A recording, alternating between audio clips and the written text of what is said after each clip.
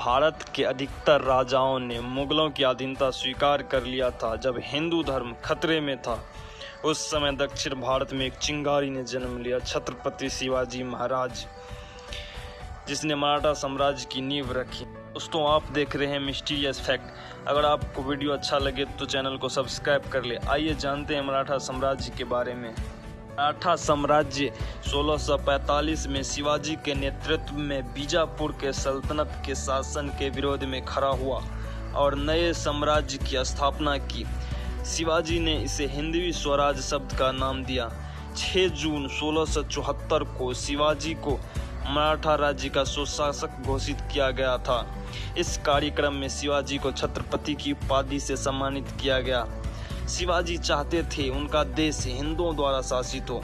राज्य अभिषेक के समय शिवाजी को भारत का मात्र 4.1% हिस्सा था, इसलिए शुरू से ही अपने क्षेत्र का विस्तार करने पर ध्यान केंद्रित किया। राज्य अभिषेक के तुरंत बाद रायगढ़ को राजधानी बनाते हुए अक्टूबर 1674 को खानदेश पर कब्जा कर अगले 2 साल के भीतर पोंडा, करवार, कोल्हापुर और अथानी जैसे आसपास के प्रदेशों पर कब्जा कर साम्राज्य को बड़ा कर लिया।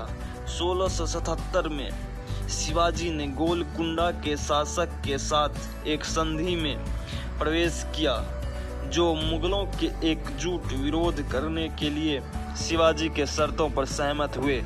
उसी वर्ष शिवाजी ने कर्नाटक पर आक्रमण किया और दक्षिण की ओर आगे बढ़ते हुए गिंगी और वेल्लोर के किलों को अपने अधीन कर लिया। शिवाजी के निधन के बाद मराठा साम्राज्य उनके पुत्र संभाजी के अधीन रहा। मुगल सम्राट औरंगजेब से लगातार खतरे के बावजूद संभाजी के नेतृत्व वाली मराठा सेना लगातार 8 वर्षों तक मुगल सेना से लड़ाई नहीं हारी। 1689 में संभाजी को मुगलों द्वारा धोखे से पकड़ लिया गया और बाद में हत्या कर दिया गया। मराठा साम्राज्य पर तब राजा राम, ताराबाई, फिर संभाजी के बेटे साहू जैसे कई शासक का शासन रहा। साहू के शासन के तहत बालाजी विश्वनाथ को 1713 में पेशवा के रूप में नियुक्त किया गया था। बालाजी विश्वनाथ ने वर्ष 1714 में कान्होजी आंग्र के साथ जल में मराठा सेना की ताकत बढ़ाई। कान्होजी आजीवन हिंद सागर में ब्रिटिश, पुर्तगाली और डच नौसैनिक के विरुद्ध लड़ाई लड़ी, जिसने 1719 में मराठाओं को दिल्ली की ओर मार्च करने का विश्वास दिलाया।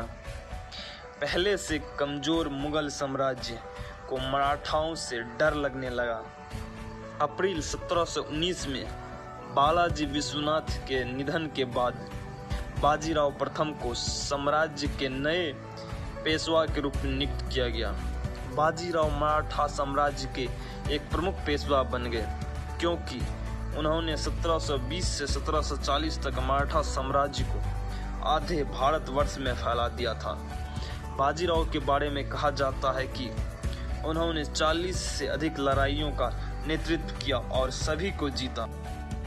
कहा जाता है कि बाजीराव जैसा घुड़सवार तलवारबाज आज तक पैदा नहीं हुआ। अप्रैल 1740 में बाजीराव की असमय मृत्यु हो गई। उसके निधन के बाद साहू ने बाजीराव के 19 वर्षीय पुत्र बालाजी बाजीराव को नया पेशवा नियुक्त किया। बालाजी बाजीराव के शासन काल के दौरान मराठा साम्राज्य अपने चरम पर पहुंचने के लिए और आगे बढ़ा। 1760 तक मराठा साम्राज्य 25 मिलियन वर्ग किलोमीटर से अधिक क्षेत्र के साथ अपने चरम पर पहुंच गया था। 1760 में मराठा साम्राज्य दक्षिण भारत से पाकिस्तान तक फैल गया था। 14 जनवरी 1761 को अहमद शाह अब्दाली और मराठाओं के बीच पानीपत का तृतीय युद्ध हुआ। युद्ध से ठीक पहले राजपूतों और जाटों द्वारा मराठाओं को छोड़ दिया गया था, जिसने मराठाओं की हार सुनिश्चित की। राजपूत और जाट युद्ध से पीछे हटने के मकसद को स्पष्ट करते हुए मराठाओं के अहंकार और घबराहट का हवाला दिया। पानीपत की लड़ाई के बाद मराठा साम्राज्य के चौथे पेशवा माधवराव प्रथम ने मराठा साम्राज्य को फिर से जीवित करना शुरू किया। पानीपत की युद्ध से पीछे हटने के लिए राजपूतों को मल्हार राव होलकर के नेतृत्व वाली सेना ने हराकर राजस्थान में मराठा शासन बहाल किया। महादजी शिंदे एक प्रमुख नेता थे जो मराठा शक्ति को बहाल करने में काफी हद तक जिम्मेदार थे। शिंदे की सेना ने दिल्ली और हरियाणा को हरा दिया, जिससे उत्तर में मराठों की तस्वीर वापस आ गई। होलकर ने दक्षिण भारतीय प्रमुख शासक टीपू सुल्तान को हराया, जिससे दक्षिण में तुंगभद्रा नदी तक मराठों का क्षेत्र बढ़ गया। तीसरे एंग्लो मराठा युद्ध के दौरान पेशवा बाजीराव द्वितीय को अंग्रेजों ने हरा दिया, जिसने मराठा शासन को समाप्त कर दिया।